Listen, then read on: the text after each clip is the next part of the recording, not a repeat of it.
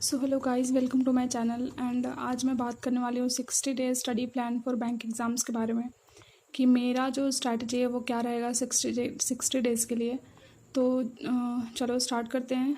And जैसे कि देख लो, क्वांट के कॉन्सेप्ट हैं एंड रीजनिंग के कॉन्सेप्ट हैं, ठीक है। तो अभी तक तो मतलब मैं ये लेके चल रही हूँ कि कॉन्सेप्ट तो क्लियर हो गए होंगे आप लोगों के, जैसे कि मेरे तो मतलब मैं तो लास्ट ईयर से करे तो मेरे तो क्लियर हैं ही, ठीक है। तो मैं तो प्रैक्टिस करती थी और मतलब मान लो कहीं पे अगर मेरा कुछ कॉन्सेप्ट क्लियर नहीं भी था तो मैं वो भी थोड़ा पढ़ रही थी। तो ये हो गया। एंड तो अब बात कर लेते हैं कि अब हम एक्स्ट्रा क्या कर सकते हैं जिससे कि हम मेंस को थोड़ा ज़्यादा टाइम दे सकें एंड प्री को भी छोड़े ना, प्री को भी लेके चले, ठीक है। तो जैसे कि देख लो, ये मिक्स्ड क्वेश्चन ऑफ अर्थमेटिक है, ठीक है। तो अभी तक अगर कॉन्सेप्ट क्लियर है तो 22 मतलब ये 15 to 20 क्वेश्चन तो आप डेली लगाओगे इसके, इससे कम तो नहीं करना है। क्योंकि देखो मेंस, मैं मान रही हूँ कि मेंस हमारा बहुत इंपॉर्टेंट है, अभी बहुत क्रूशल टाइम है मेंस के लिए। बिकॉज क्या है ना, क्या होता है ना कि अगर मान लो ये प्री के एग्ज़ाम्स हो जाते हैं तो फिर मेंस के लिए हमारे पास ज़्यादा टाइम नहीं बचता है, ठीक है। तो उस टाइम पे हम मेंस कितना कर लेंगे, बहुत भी कर लोगे तब भी सफिशिएंट टाइम नहीं मिलेगा उस टाइम पे, ठीक है। तो हमें मेंस को अभी ज़्यादा टाइम देना है एंड प्री को थोड़ा कम देना है। मैं ये नहीं बोल रही कि प्री नहीं करना है, प्री करना है बट थोड़ा कम करना है, जिससे कि हम मेंस को थोड़ा एक्स्ट्रा टाइम दे सकें। तो इसलिए अर्थमेटिक के मिक्स्ड क्वेश्चन लगाओ आप लोग, जैसे कि मैं भी लगाती हूँ। एंड मिक्स्ड ये sorry speed maths and DI, अगर ये 30 to 45 मिनट्स में हो जाता है तो बहुत अच्छा है। एंड अगर 1 आवर भी लगता है तो कोई बहुत वो नहीं है, मतलब चलो इतना हो सकता है, इतना टाइम लगेगा, ठीक है। एंड अगर आप ये सब नहीं भी करना चाहते हो ना, तो अगर आप प्री के सेक्शनल लगा लोगे तो ये सारे तो आपको उसमें मिल ही जाएंगे, ठीक है। डीआई चलो एक मिलेगा, हालांकि डीआई अलग से करना पड़ेगा, क्योंकि देख लो डीआई अभी हम अगर मान लो ज़्यादा ज़्यादा करेंगे ना तो हमें मेंस में बेनिफिट मिलेगा, क्योंकि डीआई से भी ना कॉन्सेप्ट क्लियर होते हैं बहुत सारे, ठीक है। तो अगर आप प्री के डीआई 10 लगाते हो या 10 या 5, तो उससे भी हमें बहुत कुछ बेनिफिट मिलेगा। तो ये हो गया मेरा क्वांट के लिए। एंड अब क्वांट प्री के लिए हुआ, ठीक है। अब क्वांट मेंस में हम क्या करेंगे, तो जैसे कि देख लो mains DI and mains arithmetic. तो इसमें आप मतलब आपके पास आपके अकॉर्डिंग देखना कि आपको कितना टाइम मतलब सफिशेंट है कि मतलब आप दे सकते हो इसमें। वैसे मैं लिखी हूँ यहाँ पे 2.5 आवर्स, बट मुझे भी नहीं मतलब पता कि इतना मेरे पास टाइम हो पाएगा या नहीं। बट चलो देखते हैं, मतलब बट हमें कुछ भी करो बट मेंस को ना थोड़ा एक्स्ट्रा टाइम देना है, ठीक है। क्योंकि फिर आगे जाके हमें मेंस के लिए टाइम नहीं मिलने वाला है, तो इसलिए। तो ये क्वांट का हो गया। एंड अब बात करते हैं रीजनिंग के बारे में। तो जैसे रीजनिंग का पजल हो गया एंड मिसलेनियस, इसमें तो बस दो ही है, मिसलेनियस एंड पजल। पजल क्या होता है ना कि प्री में कम से कम 4 तो पजल आ जाएंगे आपको, ठीक है। तो 4 पजल आएंगे एंड थोड़े बहुत मिसलेनियस आएंगे, तो आपको पजल पे थोड़ा ज़्यादा फोकस करना है। मिसलेनियस तो हो जाता है बट हमें पजल पे ज़्यादा फोकस करना है। मतलब 15 to 20 इतना मिनिमम है, अगर आप इससे भी ज़्यादा करोगे तो कोई वो नहीं है, मतलब कर सकते हो। बट मैंने यहाँ पे मिनिमम लेके चल रही हूँ कि हाँ मिनिमम इतना कर लो।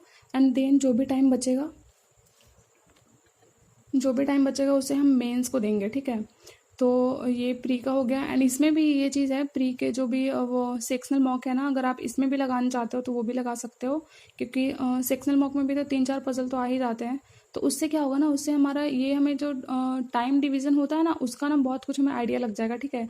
एंड उसके अकॉर्डिंग मान लो अगर आप 20 मिनट्स में कर ले रहे हो 4 पजल एंड थोड़े बहुत वो मिसलेनियस, तो बहुत अच्छा है, ठीक है। अगर अगर मतलब पजल में थोड़ा ज़्यादा टाइम लग रहा है तो इट्स ओके, कोई नहीं है। मतलब देख लो अभी है हमारे पास टाइम, ठीक है। अभी आप लोग ट्राई कर सकते हो। जैसे मेरे तो ना पजल 3 मिनट्स में बन जाते हैं मोस्टली, उससे कम में भी बहुत सारे तो उससे कम में भी बन जाते हैं। तो ये सब प्रैक्टिस के ऊपर डिपेंड करता है कि आप लोग कितना प्रैक्टिस कर रहे हो। तो चलो अब रीजनिंग के मेंस के बारे में बात कर लेते हैं।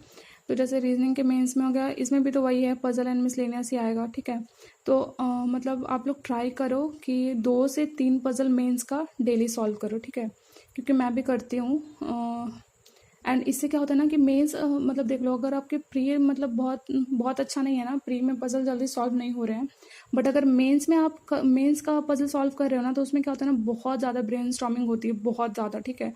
क्योंकि इतने बड़े बड़े पजल होते हैं ना कि मतलब देख कैसा लगता है ना ये कैसे हो पाएगा, बट फिर भी करना तो पड़ेगा ही। एंड उसमें ना बहुत बहुत कुछ मतलब बहुत कुछ क्लियर हो जाता है। अगर आपको मेंस में थोड़ा बहुत स्पीड आने लगा ना, तो समझ लो आपके प्री तो 2 मिनट में ही निकलने वाले हैं। फिर प्री के पजल तो 2 मिनट में हो ही जाएगा। 2-2.5-3 मिनट, इससे ज़्यादा टाइम नहीं लगेगा। ठीक है, तो इसमें mains, puzzle and miscellaneous. Miscellaneous तो मतलब ज़्यादा नहीं है, बट हाँ बहुत ऐसे बहुत सारे केसेस हुए हैं ना एग्ज़ाम में कि पजल सॉल्व नहीं हो रहे थे तो मिसलेनियस से काम चलाना पड़ा। तो हमें ना ये मिसलेनियस को छोड़ के नहीं चलना है, मिसलेनियस को भी लेके चलना है। ठीक है, तो ये दोनों ही करना है।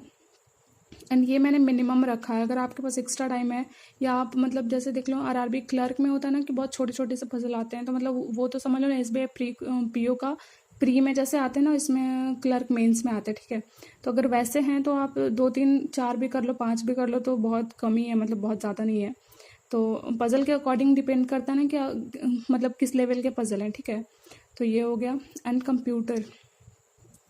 कंप्यूटर तो मतलब अभी मैं स्टार्ट की हूँ करना, क्योंकि लास्ट ईयर मैं कंप्यूटर नहीं की थी, तो इस वजह से। एंड कंप्यूटर में क्या ही बोलूँ, मतलब देखो मैं तो पेड से पढ़ रही हूँ, लेकिन हाँ अगर आप लोग पढ़ना चाहते हो तो फ्री में भी बहुत सारे कंटेंट अवेलेबल हैं। ठीक है, पीडीएफ्स वगैरह सब कुछ है, एंड वीडियोस भी थोड़े बहुत मिल जाएंगे।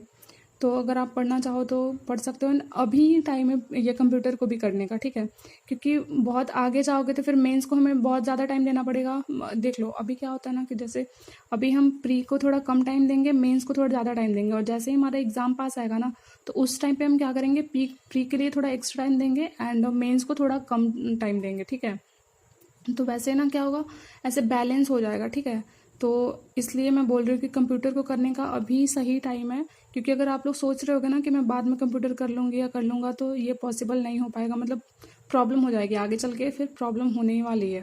ठीक है, तो मैं तो कर रही हूँ। एंड अगर आप लोग बोलोगे तो मैं डिटेल भी दे दूँगी कंप्यूटर का, मतलब क्या क्या करना है। इसके लिए मैं अलग से वीडियो बना दूँगी अगर आप लोग को चाहिए तो। एंड इंग्लिश के लिए तो मैं कुछ भी नहीं करती हूँ। देख लो इंग्लिश के लिए परफेक्शन क्लास करती हूँ मैं।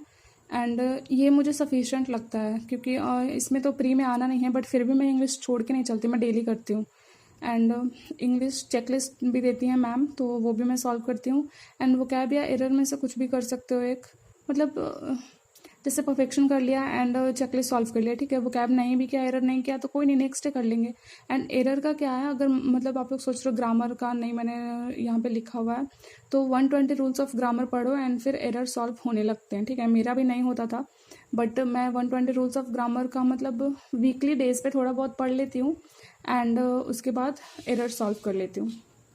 तो ये मतलब मुझे सही लग रहा है, क्योंकि देखो ग्रामर पढ़ने के लिए बहुत एक्स्ट्रा टाइम देना पड़ेगा, और अगर आप अभी से ग्रामर स्टार्ट करोगे तो वैसे कर सकते हो। अगर आप वीक डेज में एक दिन दे दो, संडे या सैटरडे को, तो हो सकता है। ठीक है, एंड देन चलते हैं अब करेंट अफेयर्स पे।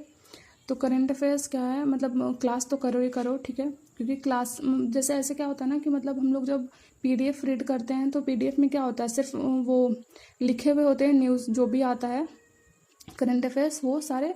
एंड क्लास में क्या होता है ना कि सर जब हमें पढ़ा रहे होते हैं तो उस टाइम पे ना हमें कुछ एक्स्ट्रा चीज़ें भी बताते हैं। ठीक है, तो मैं तो करंट अफेयर्स का क्लास करती हूँ एंड पीडीएफ भी पढ़ती हूँ एंड सीए क्विज भी लगाती हूँ। तो इतना तो करना ही है, एंड अभी से सिर्फ इतना ही करके तो नहीं चल सकते, क्योंकि आगे फिर करंट अफेयर्स बहुत ज़्यादा बैकलॉग हो जाएगा, बहुत पेंडिंग हो जाएगा अगर आप सारा पढ़ नहीं रहे हो तो। मतलब डेली करे हो ठीक है, बट वीकली भी करना पड़ेगा एंड मंथली भी करना पड़ेगा, क्योंकि अगर आप सिर्फ डेली कर रहे हो और वीकली और मंथली नहीं कर रहे हो तो फिर आगे जाके आप कितना ही रिवाइज कर लोगे, 3 4 5 मंथ के हो जाएंगे तो फिर वो हो ही नहीं पाएगा। तो इसलिए डेली तो करो एंड मंथ वो वीकली भी करो एंड मंथली भी करो। तो ये था मेरा 60 डेज़ का प्लान गाइज। अगर आपको अच्छा लगा तो ठीक है, मतलब ये मैं भी फॉलो करने वाली हूँ। ये सिर्फ मैं वीडियो नहीं बना रही हूँ कि हाँ बस मैं वीडियो बना दे रही हूँ, ऐसे नहीं, ये मैं भी फॉलो करूँगी। So that's all for today, thank you.